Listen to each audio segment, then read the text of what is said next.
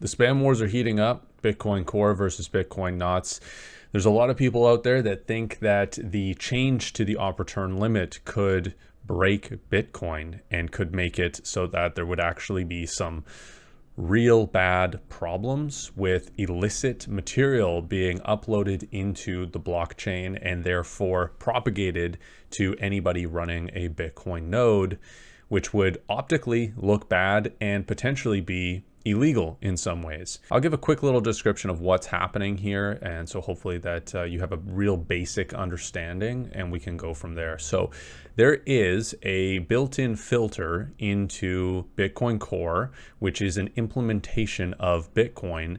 So if you or I were to run a node, I actually do run a node. I built a Start9 server that I run my own node on. I validate my own transactions, and within the node options or the configurability of it, there are certain parameters of what you will or won't relay into your mempool.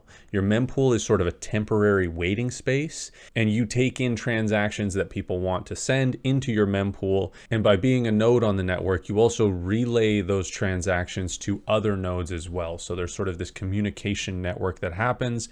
And then whoever mines the block has also built up a template based on their mempool and will include transactions that they've been relayed based on fees and their own parameters within their mempool creation. So everybody's mempool looks slightly different, and that's based on what transactions they've received, have they received them all, their configurability, their filters in their mempool. And therefore, if they were a miner, they're going to mine different transactions based on that. Now, there's an advantage to the Bitcoin network to have a real uniform mempool. Obviously, it can't be perfect, but pretty uniform. And the reason for that is because there's a delay. So if a miner mines a block with all of these transactions that you don't have, when you create that new block, you have to source out all of those transactions that you didn't have in your mempool, and there's a time delay for that. So in 2014, the op return limit was introduced to Bitcoin Core, and it was limited to 40 bytes of space. So you could put information, text information in there at 40 bytes, and then they later made it so that it was 80 bytes. Now, what Bitcoin Core has merged into their new update that is coming, I believe, at the end of September, maybe October. I don't know the exact date. They have made it so that the op return limit is essentially 100 kilobytes or 100,000 bytes. And 100 kilobytes is a lot of space. You can put a JPEG in there, you can put a low quality MP4, you can put an audio file. You can really put a lot more information than you can in just an 80 byte space. With 80 bytes, you could put fractions of JPEGs that then have to be reconstructed through the data. Now, the people behind Bitcoin Core, the devs and the public-facing individuals that support this, their reasoning for this is miner centralization. So by having this filter that has been in here for 11 years, they now assume or now proclaim that this is causing miner centralization of people doing out-of-bound transactions direct to miners. So there's actually a program called Slipstream that Mara developed where you can submit any transaction as long as it's consensus valid. So even with this 80 byte limit, you can still put a larger op return within Bitcoin's blockchain, but the node implementation is probably going to not have that in their mempool because of that filter, right? But if you went directly to a miner with a larger op return transaction, that miner, if they were willing to accept it, could put that into a block. So it's still valid on the Bitcoin blockchain. It's just the mempool is not accepting those because of that limit. So they're going to get rid of that limit. So then the mempools that run Core 30 will see these transactions, and the miners running Core 30 will see them, put them in blocks, and mine them into the blockchain forever. Now, Bitcoin Knots is essentially Bitcoin Core with added configurability for mempool filtration. Now you can agree whether or not this is actually something that's going to make a massive difference or not. And I have a separate video specifically about how filtering works at the mempool layer, which I will link below or whatever. But essentially, it's Bitcoin Core with added configurability. And that could be something that you want for a multitude of reasons. And one of those reasons is because the ability to put data into the op return in a serialized fashion. So as one chunk of data that relates to an image, a video, audio, whatever, makes it so that that actually exists within there. If there was a smaller op return space, you would have to break that up, and then you would have some sort of plausible deniability that you're not actually holding this on your node if it's been put into the blockchain.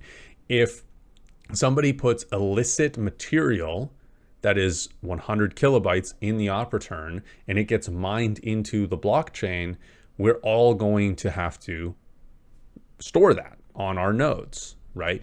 Regardless if you run Core or NOTs, because NOTs does not change the blockchain of Bitcoin. It changes the mempool of Bitcoin. That's just a really general way of putting it. So people are going to say, oh, well, who's going to do that? Who's going to put some illegal activity in, these JPEGs, for instance? You can think of what that might be, whether it's violence, whether it's just illegal imagery, right? Which exists, right? And Bitcoin is supposed to be permissionless. That's another argument of Bitcoin Core, which is invalid in my opinion, is that filters are somehow censorship. Again, my filter video will cover that a little bit more. So they're saying this is a permissionless network. Bitcoin is just a database. You can put whatever you want in there. Some people use it for money and transactions and, financial data. Other people use it for arbitrary data. Storage and the immutability of it, being able to put some information in there and make thousands of people store it, and for the rest of eternity if Bitcoin is a thing for that long. Now, what's interesting about this is we actually have historical evidence of another blockchain that forked off of Bitcoin, and they removed the op return limit, and it was not a good idea. So let's take a quick look at Bitcoin Satoshi Vision, which is a absolute scam coin that was created by a liar who pretended that he was Satoshi, Craig Wright.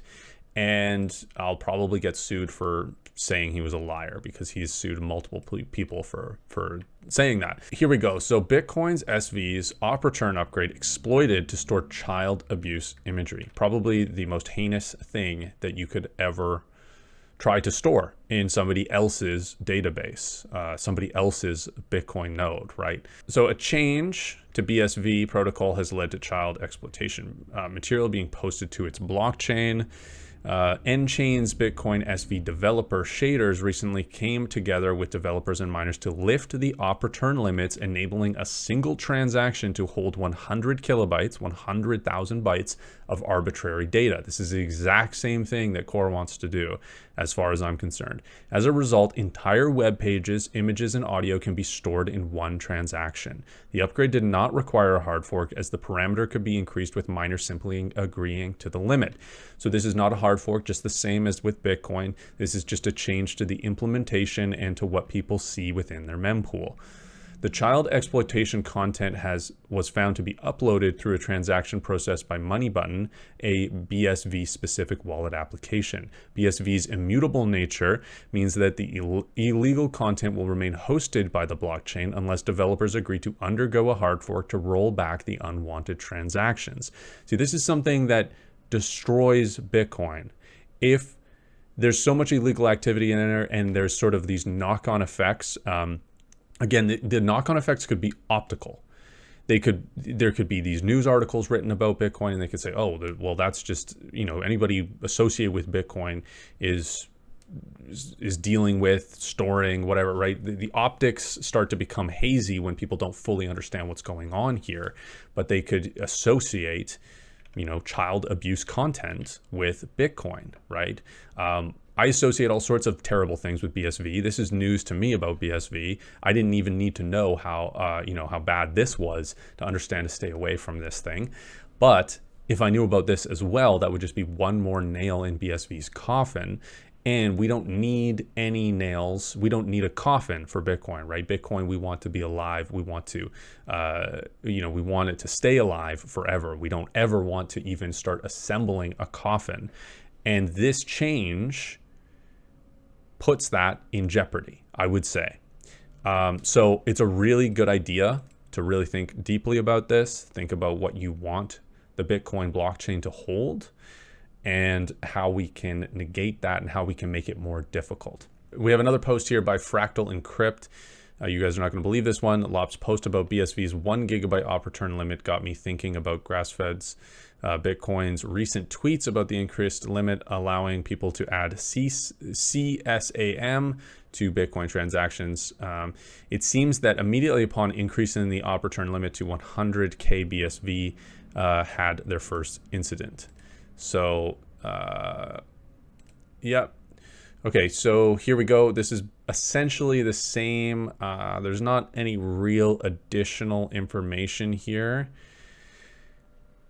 So really all that you can see here is that the application that the person used to submit this transaction, the user has been banned from creating transactions. But again, this doesn't stop them from having that in the blockchain. So this could be a really big problem in my eyes, right? Optically, it could look bad. If you're traveling with your node, what's stored on there you might be implicit in illegal activity. And that's just the start of why this is a problem. I think the other problem here that should really just be looked at a very basic level is, why is there such a rush to make this change? If they believe that mining centralization is such a problem, do they really think that changing the op return limit is the crux of that problem? Do they think that that is really going to fix mining centralization? I don't believe that that is the case. I think that actually fixing Stratum V1, which basically creates the ability for the mining pools, which are dominant on Bitcoin, to create the block template and allow transactions and disallow other ones, to be the problem with mining centralization. And that problem is solved by Datum, which is a way for the actual miners contributing to the pool to be able to create their own block template, essentially making it as if all the miners within there are solo mining, but they're just all contributing their hash rate together, but they are all individual nodes and miners that create their own block template and create decentralization within the mining network. That's a solution to the mining centralization problem. Changing the op return is not significantly going to create more decentralization within mining or create, people like the out of bound issue of going to miners and miners having an advantage based on that is really minor. It's really minor compared to the problem of Stratum V1, I would say. So back to that problem there is, this was first introduced not that long ago, the initiative to change this, and it was accepted and merged by Gloria, who has maintainer status on the GitHub for core, and it will be merged into the update of into core 30, right? And so this all happened really quickly and with huge contention, not just from people who are talking about it on Twitter, but actual Bitcoin users. We've seen knots go from, I think it was 1 or 2% of the entire network was running Bitcoin knots, which is an implementation that allows configurability. And now it's 18% of Bitcoin nodes run knots. That's happened within since the beginning of this idea to change this to now. Where do we see the market going for node implementations? I see it going even higher. I see, as this continues to go, as people continue to understand what is happening here, and that this change should never have happened in this way, and that if there was an idea to up the op return limit, that could be discussed and that could be done, but Does it need to be uncapped, go to 100 kilobytes? I don't think so. You know, it's opening yourself up to way more risks. And that's the thing, right? There has been upgrades to Bitcoin before with unforeseen consequences. And this is considered an upgrade. It's definitely not an upgrade, but it's considered one.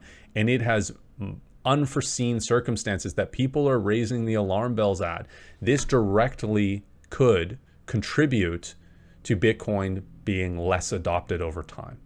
And therefore, it could really hinder it from becoming the base layer money, freedom tech, all of these, sovereign, permissionless monetary system that we all want it to become. So this is a real threat.